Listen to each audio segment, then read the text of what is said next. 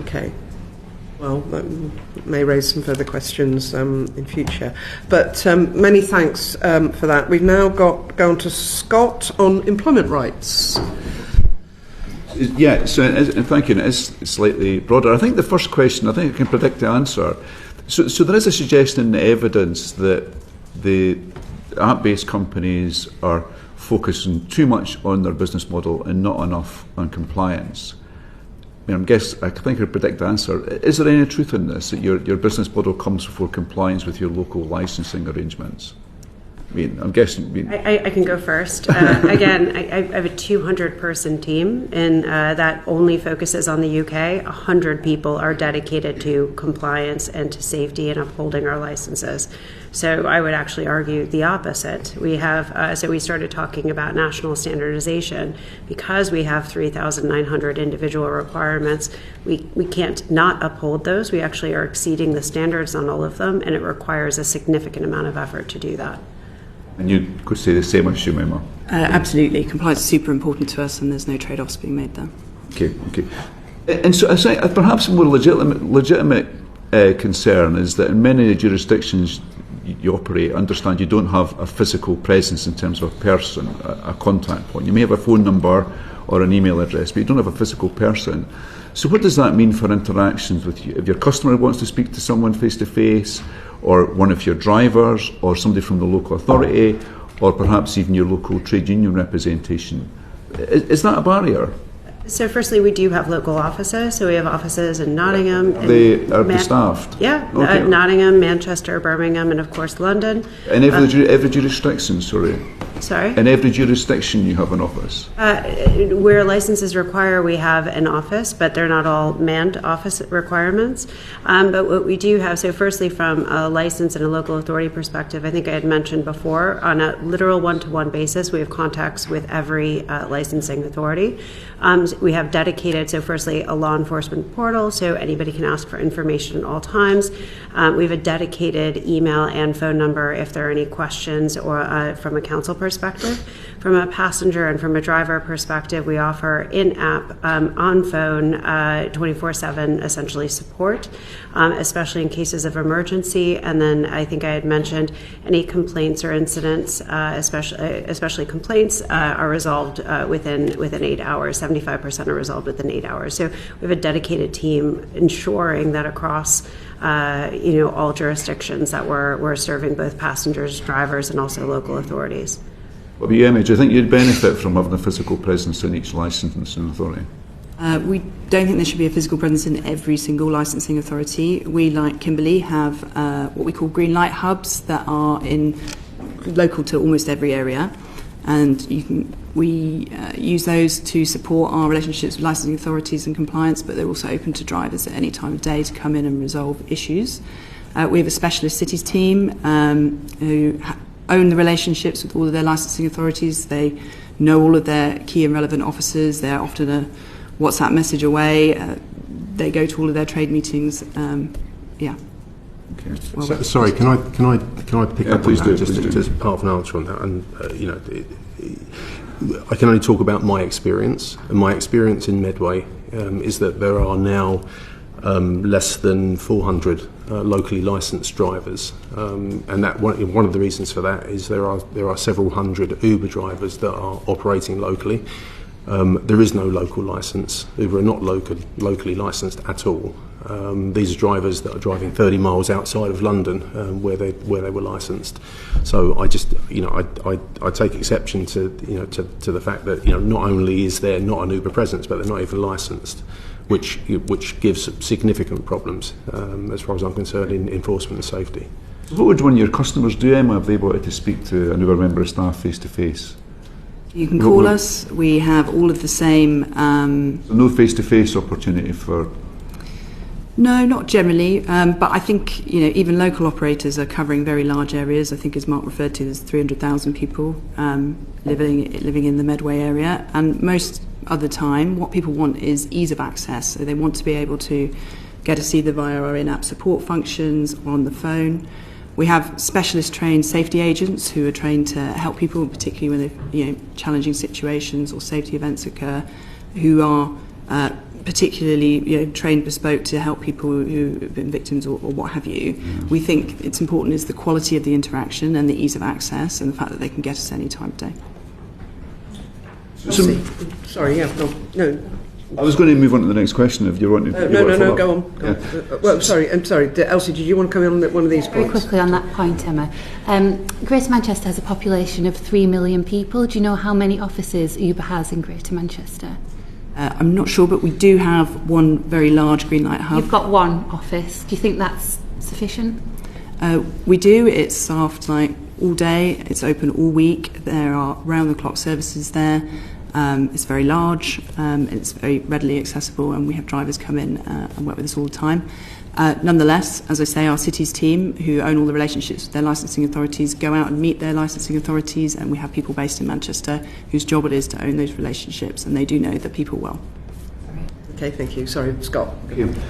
So Emma, it feels like in some parts of the UK there's a real saturation of Uber drivers, and there's more and more getting registered all the time. And I guess that's good for consumers because it means when they want an Uber, their 99% chance it's going to come and it's going to come quite quickly. And it's really good for you as a company because it means that every opportunity for you to earn money is met. And I accept that it's a legitimate aim for a company to make money. But the driver's not paying the price for this because they're competing harder and harder to get rides, and it means they're earning less and less money per hour. So are the drivers paying the price for this business model? That's not a characterisation I think that we would reflect. What we see and what we continue to see in the UK is that demand for our services continues to grow and grow and grow, and we need more drivers, not fewer, and we see that is likely to be the continued pattern. So if you include waiting time, are drivers' earnings rising or coming down in relation to inflation? So we pay drivers for their time on trip, and that will be because... waiting time is important, isn't it? Waiting time is important, but I think the thing that the committee should understand is that quite often what is the case is that drivers are working for lots of operators. They could be working with all four parties here, and they would likely be online on all of those apps all at the same time, and that's good for drivers because they have competition in terms of the offers that are made to them, and we compete, for their time as much as anything else. And we think that gives the best outcome for them and the best flexibility of earnings, and we think they earn well. Okay. And this goes to mind earlier when Kimberly was speaking. So if a driver is struggling to earn money on your service, do you have limitations in terms of how long they could work on a shift? Is that a limitation you place in your app? Go ahead. Yeah, we have a 10-hour limitation. Yeah, that's a safety. Then that driver could run 10 hours with your app and then switch over to Kimberly's app. In theory, they could do so. I mean, we'd strongly encourage them not to do that. It's important. And there's nothing to stop them from doing that? No, there's nothing to stop them from doing that other than the fact that I guess it's a licensed profession and they have a responsibility to uphold safe standards and be a safe driver and ensure that they're well rested. But if your business model was making it harder and harder for them to earn a living, those temptations are always going to be there, aren't they? We wouldn't accept that it is making it harder and harder for them to earn a living. We think that this style of work... You don't know if earnings are coming up or down in relation to inflation, including waiting time. So earnings are broadly as they are. They're £30 an hour on the Uber app when you're logged in. It's very difficult because... That includes vehicle maintenance and that doesn't include waiting time, so that's slightly misleading.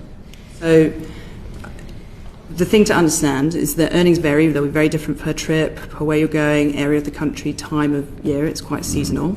And so it's difficult to kind of describe precisely what's going on. We had Frontier Economics, who we commissioned last year to look into this for us. They determined that the average driver that's working sort of full-time or in the region of 30 hours a week is making about £43,000 pre-cost and post-cost about £36,000 as a median. And that is broadly in line with the kind of UK average earnings. So we think that we offer a good opportunity to drivers. That's why it continues to be very popular and more drivers join the app every day. But, independent analysis suggests that drivers are earning much, much less than that. I mean, but I guess we can disagree with that. So can we move on to deactivation? I think, Kimberly, you raised a good example of when you would deactivate a driver who's accused of not respecting the rights of a disabled person. You said you would deactivate and then you would investigate. And so I guess there comes two questions with that, and I guess it applies to other operators as well. It's what's the threshold for deactivating? I guess you don't deactivate a driver just because they're talking too much to the passenger. There must be some threshold. And secondly, if the accusation is to be found to be false, that driver's lost earnings. Do you compensate them for that? So firstly, you're right. We wouldn't deactivate a driver for talking too much. What is the threshold then? Yeah, and neither would we deactivate a passenger for talking too much. I mean, these are just thresholds that one wouldn't define. But what we do take seriously are things like fraud and safety incidents. Again, we do have a team that investigates each incident, and any question of whether or not a driver should be deactivated. Firstly, they're both permitted to give, they're encouraged to give evidence or to have the conversation. It's reviewed by a human. This is not an automated thing. We take it very seriously because it is a driver's livelihood. And especially in fraud cases, they have 30 days to appeal the decision. So we put both all of the controls in place to make sure that we're taking a thorough investigation of any of these incidents, and in particular if it's something related to safety and fraud. So let's pretend the complaint is malicious. You deactivate the driver. Do they get compensation for that? Sorry, when you say malicious, you mean it's incorrect? Yeah, so it's a spurious complaint. If after the investigation it's found to have been malicious. There's lots of earnings there, isn't there? And that's unfair on the driver fundamentally. I'm not aware of cases where that has been that's been the case, but I'm happy. I think humanity is restored. That's great. well, again, this is something that we take very seriously, and so we do a thorough review. Again, it's very manually reviewed. We have conversations directly with the driver. We ask for evidence, so we are thoroughly reviewing it. But I can review that and come back with if you'd like a written response on that. Yeah, Emma, what would be the threshold in terms of a complaint from a customer to deactivate a driver? Obviously, it's a big step, isn't it? Yeah, I mean, it's really important, and we take it extremely seriously because it has an impact on drivers, as it does if we, are not maintaining a safe service on passengers. We have lots of the similar processes as Kimberly described. You investigate the complaint very thoroughly. It's difficult to say what precise threshold is because it varies quite a lot depending on what type of issue we're talking about. It's extremely rare that it's like a one-time complaint, and that's something that we are deactivating for. So usually it's about patterns that we are looking out for that can indicate risk in the future. That said, we take it really seriously. We ask for testimony for everybody involved in relation to that complaint. We look at data that's available to us. We can see a lot in relation to GPS and things that go on around a trip. CCTV is increasingly becoming a very important part of that. And then finally, I would say is that any decision that we do make is appealable. We have, with the GMB, which is our union partner, introduced a review process, either where they can appeal and be represented by their union or through the app in a review centre. Thank you.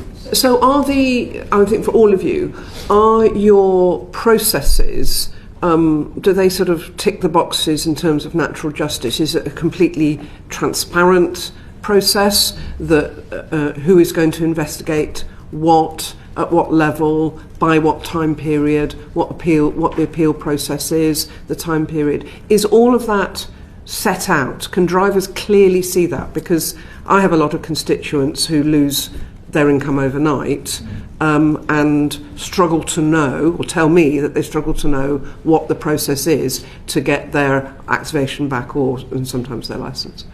Andrew? Yes, but I think it's important to factor in the licensing authority in this because they are ultimately they license the driver partners, and the relationship with them between the operators and the licensing authority is really important in terms of the information sharing, making sure that they're fully aware of any historical issues. And you're right, taking the decision to deactivate or fully remove a driver from the system is it's a tough decision to take, but ultimately, as an operator, we're licensed for public safety to be fit and proper in that sense, and we have to always. Yeah, I'm just asking about your process,